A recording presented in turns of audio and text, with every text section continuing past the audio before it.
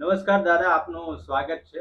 કોઈ પણ ઋતુ હોય, શિયાળો, ઉનાળો, ચોમાસું, લોકો એક જ વસ્તુ જાણવા માંગતા હોય કે ભાઈ અંબાલાલ કાકાને પૂછો કે શું આગાહી છે, વરસાદ આવશે કે નહીં, શિયાળામાં કેવી ઠંડી પડશે કે ઉનાળામાં કેવી ગરમી પડશે કે ચોમાસામાં કેવો વરસાદ પડશે.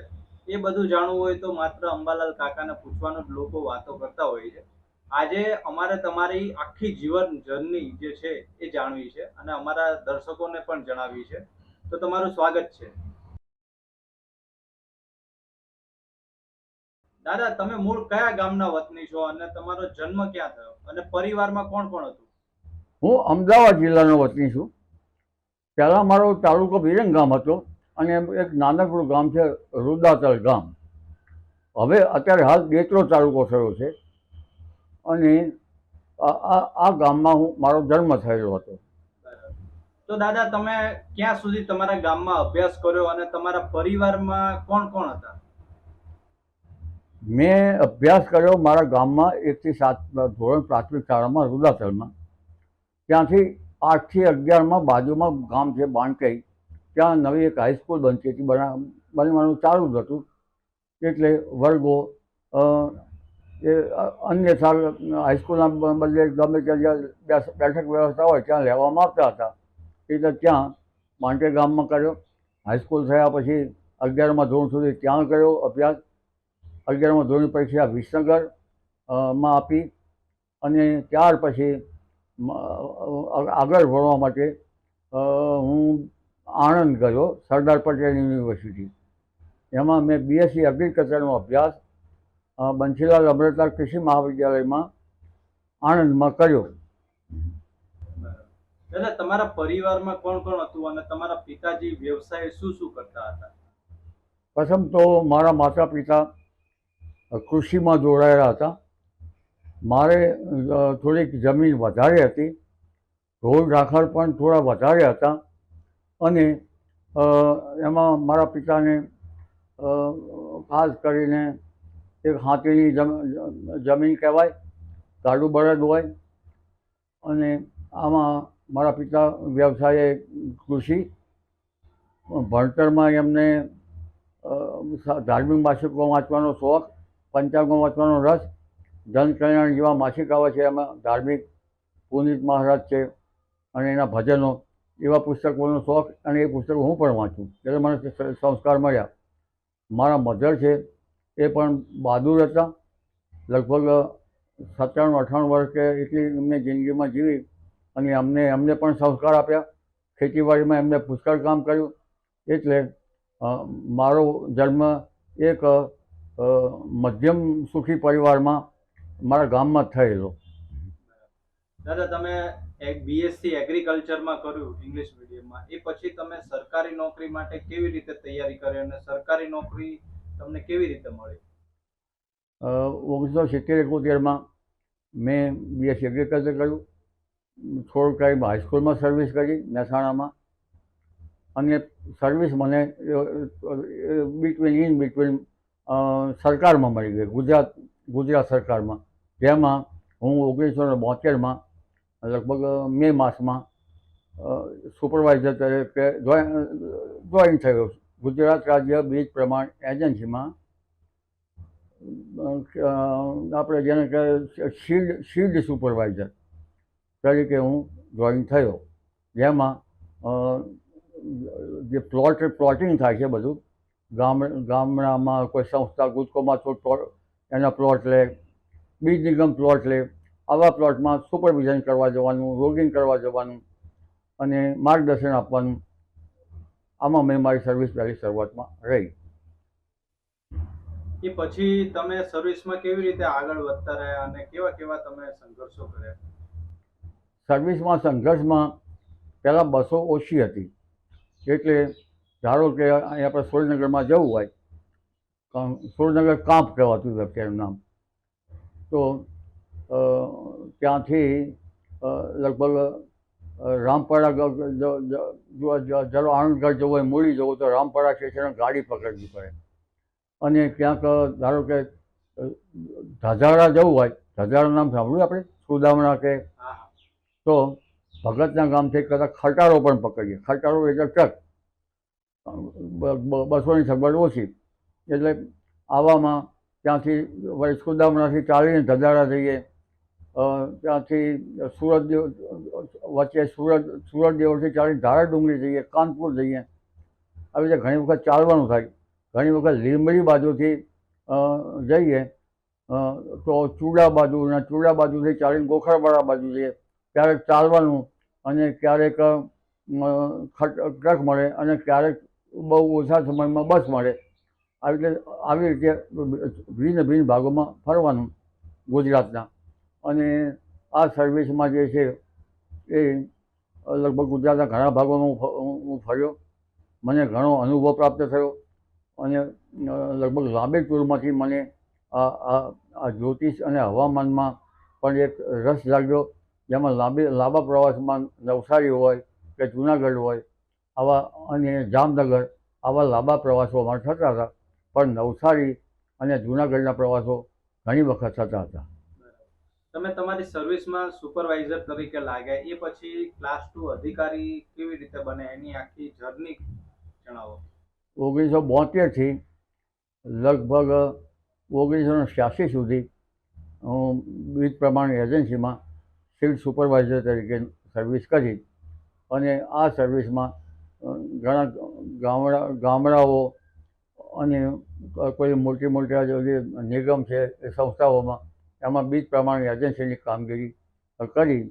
ત્યાર પછી લગભગ 86ની સાલની આસપાસથી હું સેક્ટર 15 લેબોરેટરી છે ગાંધીનગર લેબોરેટરીમાં આવ્યો. લેબોરેટરીમાં ફર્ટિલાઇઝર ટેસ્ટિંગ ખાતર પૃથ્થકરણમાં એક ત્યાં મને મારી પોસ્ટિંગ મળ્યું. એટલે પોસ્ટિંગ તો હતું જ, પણ સરકારમાં જે એજન્સી છે એ ત્યાર પછી સરકારના બદલે સ્વાયત્ત સંસ્થા થઈ ગઈ. એટલે એમાં મેં જે વિકલ્પ છે એ સરકારમાં આપ્યો. એટલે મારે સેક્ટર 15ની લેબોરેટરીમાં સુપરવાઇઝર તરીકે હું આવ્યો શરૂઆતમાં ફર્ટિલાઇઝર ટેસ્ટિંગમાં. પછી ત્યાંથી મને ખેતીવાડી અધિકારીનું વર્ગ 2નું પ્રમોશન મળ્યું અને ત્યાર પછી હું સોઇલ ટેસ્ટિંગ લેબોરેટરીમાં ક્લાસ 2માંથી ક્લાસ 2માં પ્રમોશન મળ્યું, ત્યારે હાયર ગ્રેડમાં. ત્યાં મેં સોઇલ ટેસ્ટિંગમાં કામ કર્યું. સોઇલ ટેસ્ટિંગમાં બહુ મજા આવી, કારણ કે ગ્રામ સેવકો સોઇલ ટેસ્ટિંગના નમૂનાનું પૃથ્થકરણ કરવાનું, એટલે ખેડૂતો સાથે અને ગ્રામ સેવકો સાથે ઘણો બહુ કેળવીને આ બાબતમાં ઘણી જાણકારી મેળવી. ત્યાર પછી હું બાયો કંટ્રોલમાં ગયો, જૈવિક નિયંત્રણમાં. એ જૈવિક નિયંત્રણમાં પણ આસિસ્ટન્ટ ડાયરેક્ટર બદલજી ખેતીની આંખમાં સર્વિસ કરી. પણ જૈવિક નિયંત્રણમાં બહુ મજા આવે એવું હતું, ખેડૂતોના કામનું હતું.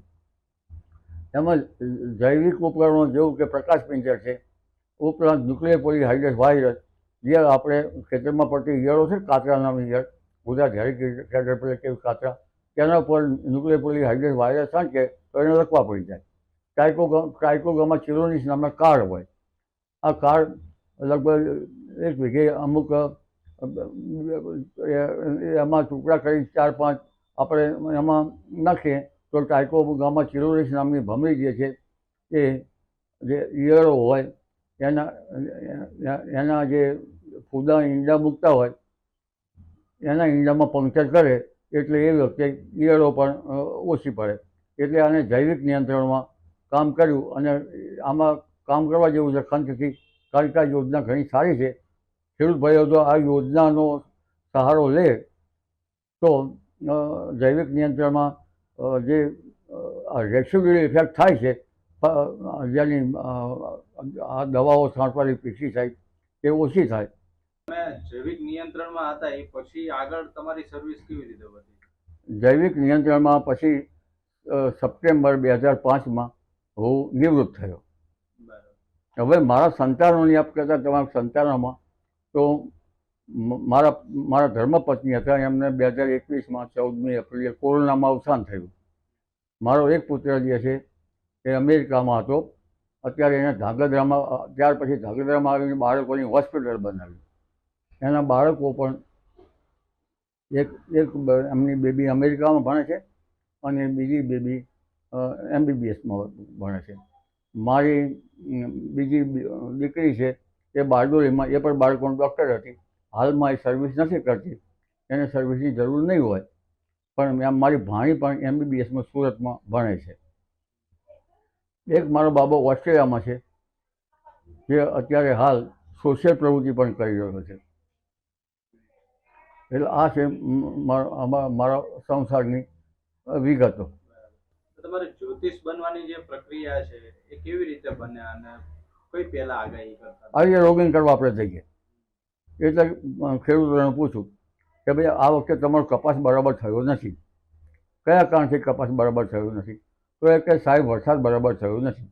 એટલે મારા મગજમાં વિચાર પૂર્યો કે આપણે આ અંગે કંઈક, અત્યારે જો ગામડામાં એ વખતે શું હતું કે કોઈ ધજા રાખીને પવન ઉપરથી આગાહી કરતું, કોઈ પંચાંગ ઉપરથી આગાહી કરતું, કોઈ વળી પ્રાચીન પરંપરાગત વૃક્ષોના ફાલ ફૂલ આવે એના પછી આગાહી કરતું.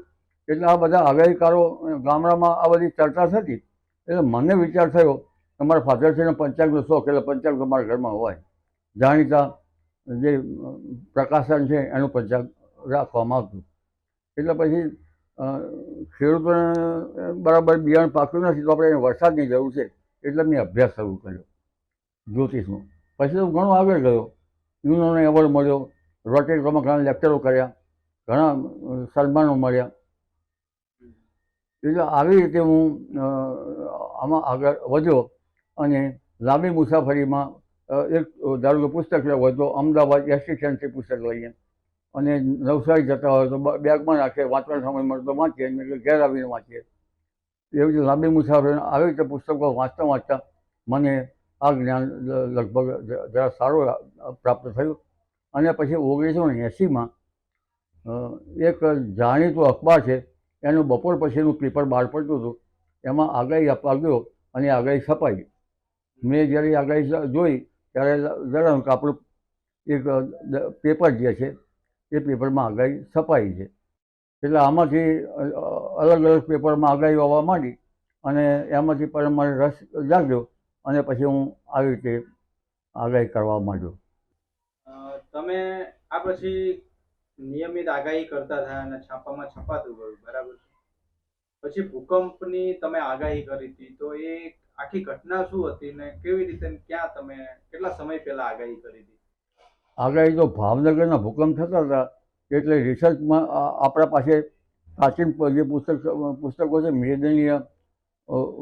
મેદનીય ફળાદેશના, જેમ કે વારાહી સંહિતા છે, મુંડન એસ્ટ્રોલોજી છે, આનો અભ્યાસ કર્યો.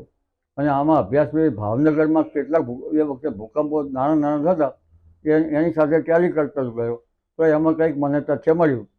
ત્યાર પછી તો 26મી લગભગ જાન્યુઆરી થયેલો અને ત્યાર પછી લગભગ 50 વર્ષથી આંચકામાં હું આગાહી આ ભૂકંપની આપવા ગયો અને ત્યાં લગભગ આ વખતે લોકોને દહેશત લાગી અને અફવા ફેલાઈ.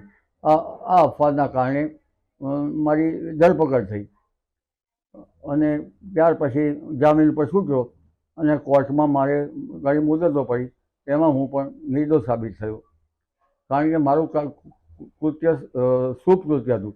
પછી આ આગાહી જે છે એ શીખવા માટે લોસ એન્જલસવાળા આવ્યા, કોઈ સાન ફ્રાન્સિસ્કોવાળા આવ્યો અને એના પછી ઘણા ટાઈમ પછી એમની મેં કોઈના કહેવાથી આર્જેન્ટિનાવાળો પણ આવ્યો. આ બધાને મેં શીખવાવાળા પ્રયત્ન કર્યો, પુસ્તકના નામ લીધા, ઇંગ્લિશમાં મારે જે કહેવું હતું કહ્યું. એટલે પરદેશવાળાએ આમાં વધારે રસ લીધો અને આમાં એવી રીતમાં આવશે ઇન્દ્રમંડળનો ક્રમ, પછી વરુણ મંડળનો ક્રમ, આવા અલગ અલગ ક્રમ છે. એમાં એની નિશાનીઓ હોય છે, આવું થાય તો આ રીતે ભૂકંપ થાય એવી નિશાનીઓ પણ જોવી પડે. એટલે એ બધું વારાહી સંહિતામાં, બૃહદ સંહિતામાં છે અને મુંડન એસ્ટ્રોલોજીમાં ગ્રહો હોય, ગ્રહોનું ગુરુત્વાકર્ષણ બળ પણ કંઈક અંશે કામ કરતું હશે. આ પછી તમે વરસાદની સચોટ આગાહી કરો છો. હવામાન વિભાગ તો સેટેલાઇટ દ્વારા જોઈને આગાહી કરે છે, પણ તમે જ્યોતિષ શાસ્ત્ર મુજબ આગાહી કરો છો, તો આખું એના પાછળ તમે કેટલો સમય અભ્યાસ કરો છો અને પછી આગાહી કરો છો? અભ્યાસમાં હવે એકલો છું, ઘણીવાર સમય નહીં મળતો, કારણ કે સવારે પૂજા પાઠ ચાલે, આ જે મીડિયામાં કંઈક આગાહીઓ આપીએ, ત્યાં વળી પાછું ટિફિન આવી જાય, કોઈ લગભગ આપણે લોકસંપર્કમાં હોઈએ, આમ છતાં આમાં અભ્યાસ કરવા જઈએ તો એક તો આધુનિક વિજ્ઞાન પ્રમાણે વાંચન કરવું જોઈએ. મિટોલોજીના ઇંગ્લિશમાં ઘણી બુકો સારી આવે છે, તેનું વાંચન ક્યારેક કરું છું. અને પરંપરાગત જ્ઞાન છે પ્રાચીન વર્ષા વિજ્ઞાન, લગભગ આજથી 100 વર્ષ પહેલાં પ્રકાશિત થયેલું ચોમાસાનું કોહિનૂર, કંઈક જે નાનકડો ગણ કે નાનકડી જે ચોપડી કહેવી પડે એ ચોપડી પણ ભૂષણરૂપ છે. મેઘમાળા પણ સારું છે. પ્રાચીન વર્ષા વિજ્ઞાન ભરલી વાક્યો પણ સારા છે. પછી ભદ્રબાહુ સંહિતા, વરા સંહિતા તો બધું ઘણું સારું છે. મેઘ મહોદય, આ ગ્રંથો, આવા ગ્રંથોનું વાંચન કરવું છે. આ બધું એવું ઘણું વાંચન છે અને આ બાબતે તમારે પ્રેક્ટિસ કરી જ રાખવી પડે, કારણ કે આ વિદ્યા જે છે એ ઘણી વખત પ્રેક્ટિસથી જ આવડે. બરાબર. તો દાદા, અત્યારે આટલા સમયથી હું તમારું અત્યારે ઇન્ટરવ્યુ કરું છું, કોઈ એવી વાત કે મેં તમને પૂછી ન શક્યો હોય, હું તમને પૂછી ન શક્યો, તમને એવું થતું હોય કે આ પૂછ્યું હોત તો વધારે હું સારી રીતે સમજાઈ શક્યો હોત, એવી કોઈ વાત?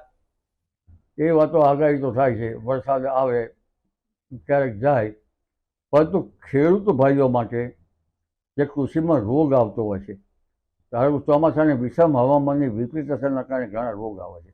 હમણાં લશ્કરી ઈયળો પડશે અને કાબરી ઈયળો પડે, પછી કટકટિયા પડે, મોલો મસી આવે. આવા રોગો ક્યારે આવે? વિષમ હવામાનની વિપરીત અસરના કારણે માણસોમાં રોગ પણ આવતા હોય છે. તો ક્યારે સાચવવું? આ ઉપરાંત ગરમીના કારણે, ધારો કે 23મી સપ્ટેમ્બરમાં ગરમી પડે, 26 ઓક્ટોબર વચ્ચે સૂર્ય માથેથી પસાર થતો હોય વિષુવવૃત્ત ઉપર આવતા, તો ગરમીના કારણે વિષમ હવામાન થાય તો પાકમાં જે ખરામાં પડેલા પાથરા છે એમાં રોગ જીવાત આવી જતી હોય છે. તો એ અંગે પૂછવું જોઈએ. અને બીજું અન્ય અંગે જોવા જઈએ તો ખેડૂતો માટે પશુઓ જે છે, માલધારીઓ, એના પશુઓને વરસાદથી શું અસર થતી હોય છે, સિઝનથી શું અસર થતી હોય છે, એ અંગેનો જરા એ પૂછો તો ખેડૂતોને ઘણા ઉપયોગી થઈ શકે. ખાસ કરીને વિષમ હવામાનની વિપરીત અસરો એ માટે લગભગ પૂછવામાં આવે સારું. આ ઉપરાંત ઘણા એવી બાબતો છે, એક્લિપ્સ, ગ્રહણો. એક માસમાં 2 ગ્રહણો થાય, ધારો કે ભાદરવા માસમાં 2 ગ્રહણો થાય તો પાક બરાબર થાય નહીં, છીપાઈ જાય છે. તો આ અંગેનું સંશોધન બાબતનું પૂછવું જોઈએ અને આ બાબતમાં કોઈ એક્સપેરિમેન્ટ લેવા જોઈએ. ધારો ઘઉં છે તો એના દાણા છીપાઈ જતા હોય છે. દાદા, અત્યારે તમે છો બરાબર, હવે અમે આ એક એવી જનરેશન છે કે અમે તમને જાણીએ છીએ, સમજીએ છીએ, પછી હવે એક જનરેશન એવી આવશે કે અંબાલાલ કાકા હતા, તો તમારા પછી એવો કોઈ વ્યક્તિ કે કોઈ સમાજમાંથી કોઈ સચોટ આવું આગાહી કરી શકે એવો કોઈ બીજા અંબાલાલ થશે કે નહીં, અને થવું હોય તો શું કરવું જોઈએ? આ બાબતમાં હું આવા જે હોય શીખવાવાળા વિદ્યા પીપાસુઓ, એમને હું શીખવાડું છું ખરો, પણ 1, 2, 3 વખત આવી અને પછી આવતા નથી.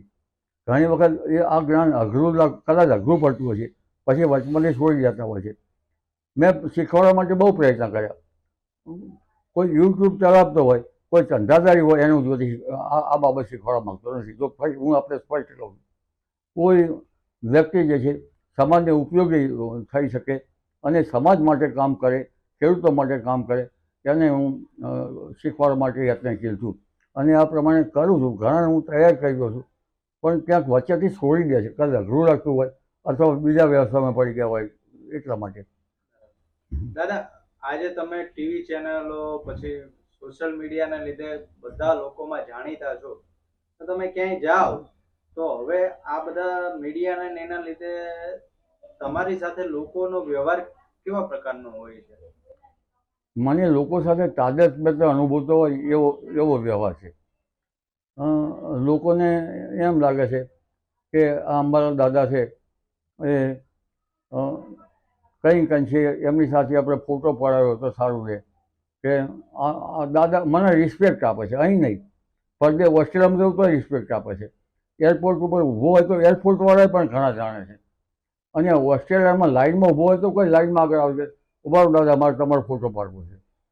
એટલે એનો અર્થ એમ થયો કે આ વિદ્યા જે છે એનો પ્રસાર વધારે થયો છે અને કદાચ આ આગાહીઓ જે છે એમાં સચોટતા આવતી છે. એટલે આ જે જન સમુદાય છે એને મારા પ્રત્યે માન હશે. જી થેન્ક યુ દાદા.